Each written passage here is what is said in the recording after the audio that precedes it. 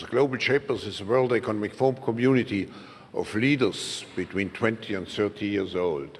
Who would like to take the floor?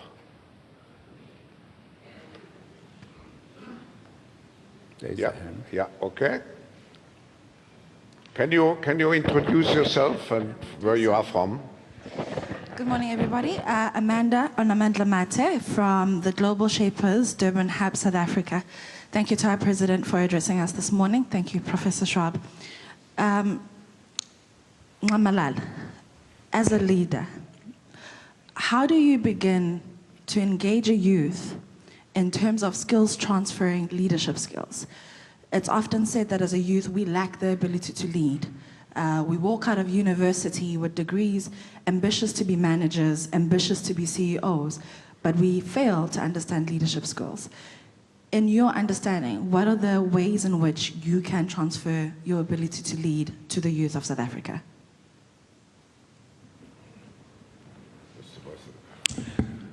Well, thank you very much for the question, and thank you very much for the opportunity.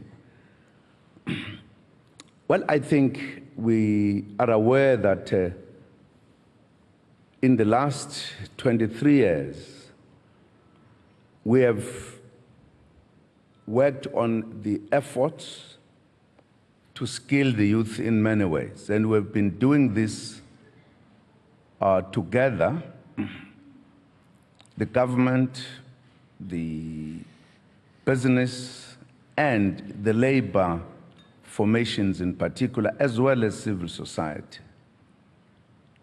The emphasis in our policies has not left the issue of skilling our people, not just the youth, as well as those who are already in the industry, to reskill, but skill those who might have been not skilled before.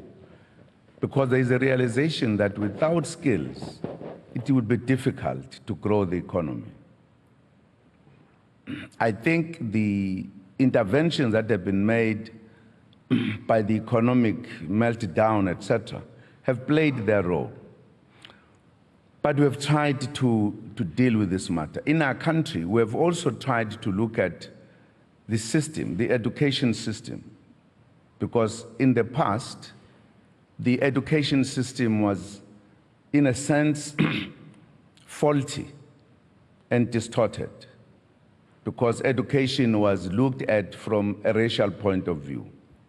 Hence, now we can talk about the lack of skills whilst we have huge numbers.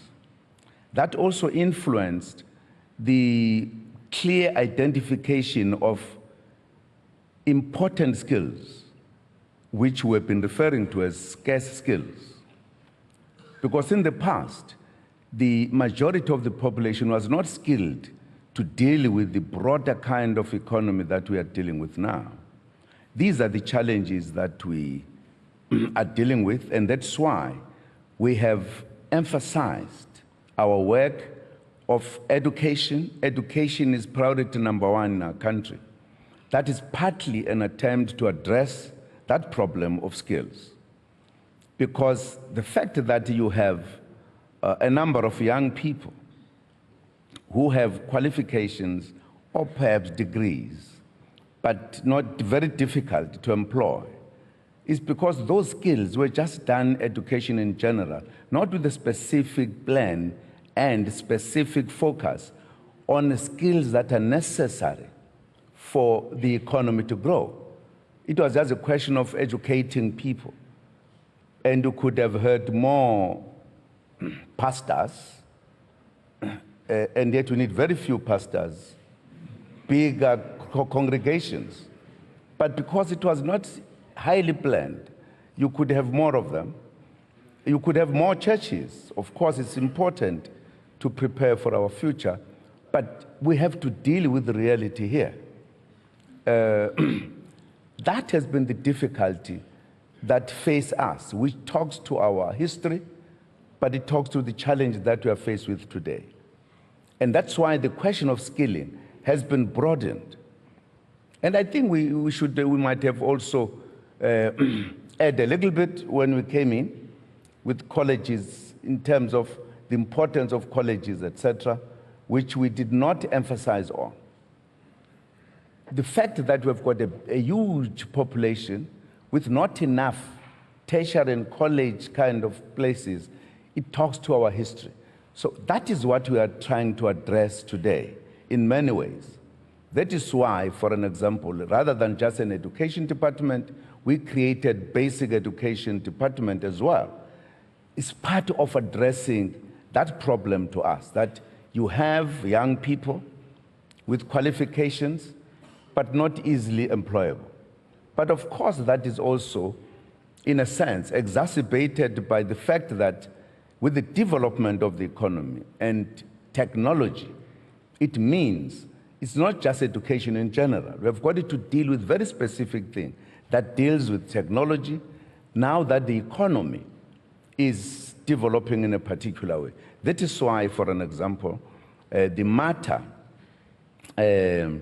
of us addressing the fourth industrial revolution, to us is a critical one. Because if we've got that backlog, it means we've got bigger challenges. We all have to realize this. We also have to deal with the matter of us, which we are discussing, that the young people who are coming in, waiting and looking for jobs, the private sector, because of technology, demands experience. Experience that we did not get necessarily. And the unions are not happy if you say, let us create a bridge between the young one coming in, getting the experience to join the industry, and they feel uncomfortable about it. So these are matters we've got to deal with in real sense. But we have programs in the country that we are saying, how do we absorb the young people who are being qualified every other year? We're discussing, even looking at the statistics of the number of young people who qualify, but the number of jobs that are available. These are matters we're trying to address, and we are very conscious of the fact that we have raised, and we are making a lot of effort to address it. Mr. President, I know that South Africa is one of the countries with the highest expenditures for education. Now, I'm also very proud that we achieved here some progress, because the World Economic Forum runs a big initiative on the skills for the future. What skills do we really need? And among the 20 very concrete initiatives, action-oriented initiatives is one, how to create the skills for Africa, which we need not today, which we need tomorrow. And I just add one point. When we look at the fourth industrial revolution, I have coined the note, or the saying, the future doesn't belong to capitalism. The future belongs to talentism. Those countries which have the best talents will succeed best in the future. We have time for a second or third question. Who would like to take the floor? Thank you. My name is Amanda Archibong. I'm a global shaper from the Abuja hub. President Zuma, just to ask you, as we have regional hegemons, Nigeria and South Africa, and you rightly mentioned the Agenda 2063. What role do you see our regional hegemons playing in ensuring that we do move to this agenda in a more inclusive way? So Nigeria and South Africa, carrying on the rest of the continent. Thank you. Well, we've been discussing this not just between Nigeria and South Africa only, but from other countries and regions. How do we handle the issue of the pace towards the 2063 agenda? What are we doing as the countries? Of course, there could be the issue between two countries. If we talk about South Africa and Nigeria, we have relations. We have structured relations between the two countries.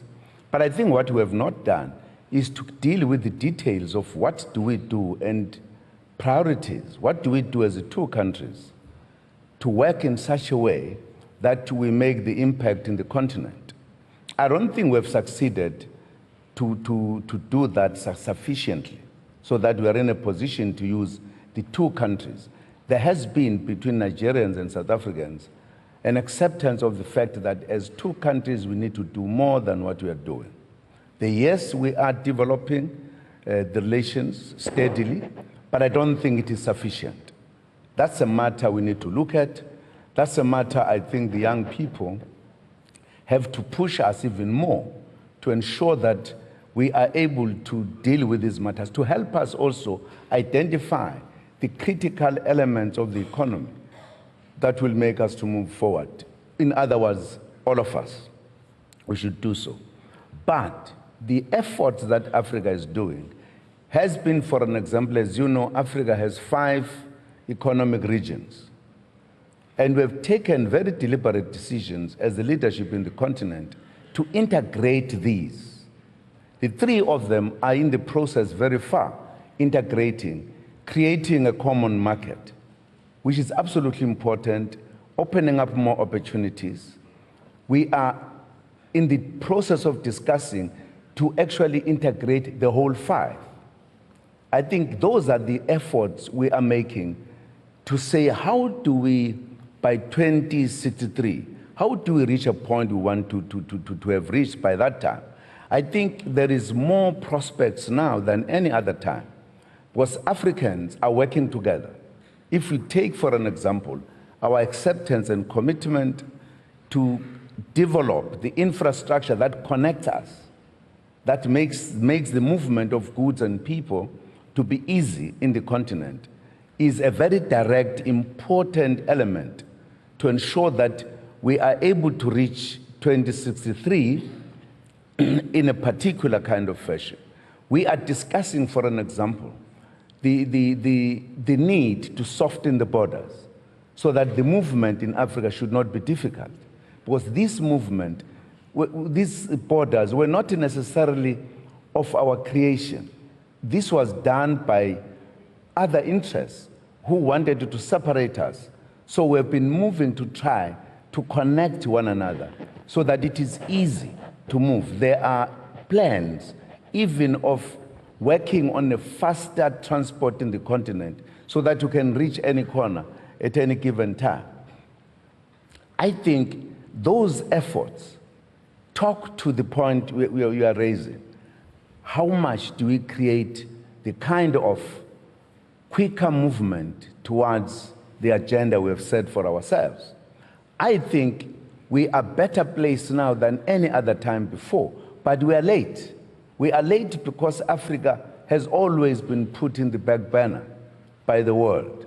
We are now saying that's why in my remarks I was talking about us determining our destination, ourselves, our friends, and everybody else to come and partner with us in that process rather than being told what you need to do, what you need not to do.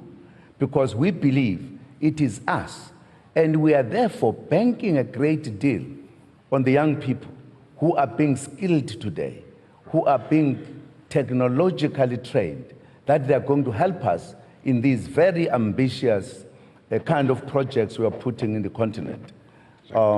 We believe that Africa is well placed today to move even faster than other regions, taking into account the global setting. So we think what we are doing is the right one. We need, of course, a number of things, resources, as well as more working together as a continent. We are ready to do so. There are leaders here from the continent who are part of very important elements economically. The president from Senegal, for an example, leads us in NEPAD, which discusses a lot of these matters. There are heads of states who are heading specific sectors because we wanted to ensure that the political commitment is seen. And I think Africa is in a position that it has never been before in commitment to achieve Agenda 2063.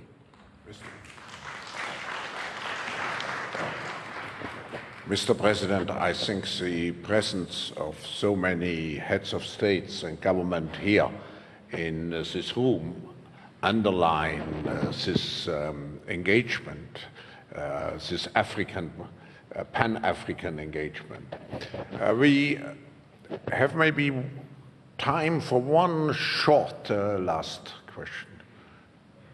I take someone out of the audience. Hello. Yeah. Hello. Good morning, everyone. My name is Daoud Vali. I'm a global shaper from the Maputo Hub, Mozambique. Thank you very much for your remarks, President Zuma and Professor Schwab. Yes, we are late, and we as young people are impatient. My question to you, President Zuma, is how can we make Agenda 2063 closer? Because in 2063, I will be 76. My young daughter will be 46, and that's too far.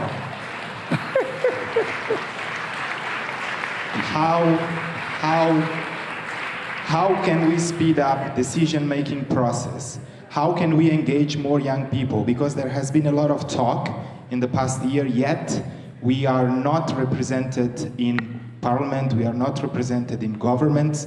When we try to protest peacefully, there is a lot of fear because our governments put the army and tanks on the streets, so we don't go to the streets to peacefully protest, and that's a real concern from where I'm coming from in Mozambique, but I believe also in other African countries. So how can we speed up the process? That's my question.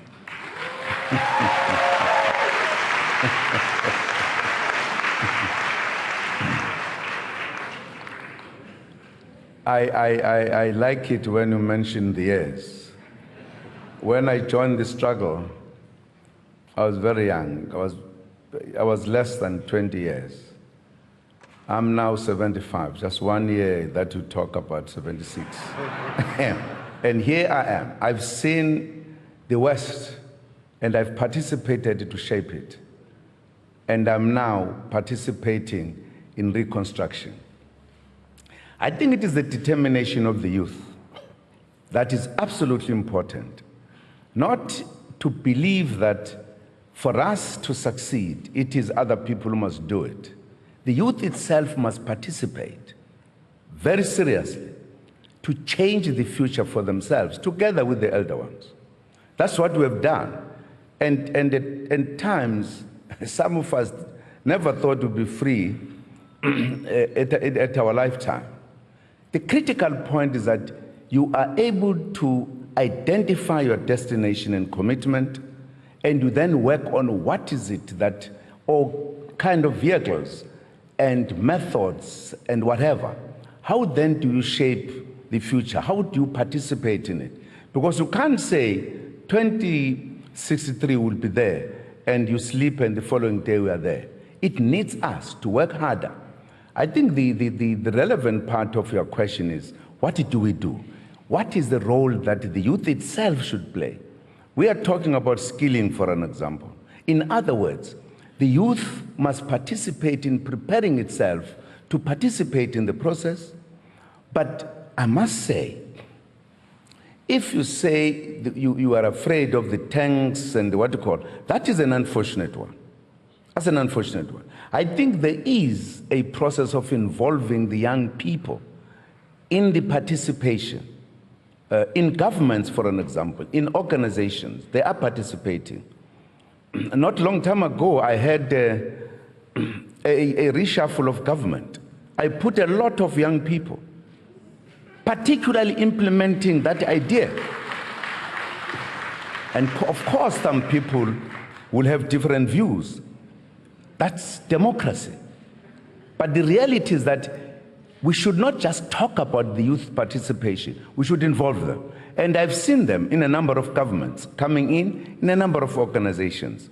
I think it's a question of us harmonizing our thinking and therefore making our plans and therefore having programs to implement. partly is to involve. So once the youth, one or two or more, are put in very serious, responsible positions, they must demonstrate, use their energy, their imagination, and their innovation. They will reach the point. I'm convinced. And if at all there is a problem of governments that are frustrating and making the youth not to participate, I think those matters are important to come.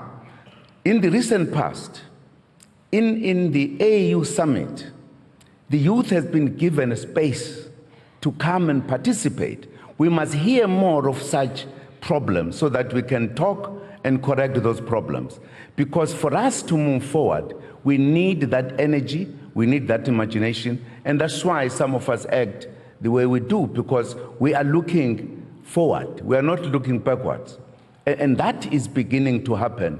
And I would, in fact, love to engage you, because I've got my colleagues, so that you can indicate which are these countries that are still rolling tanks and soldiers. I'm very keen to know, so that we can talk to our brothers who do so. Thank you very much.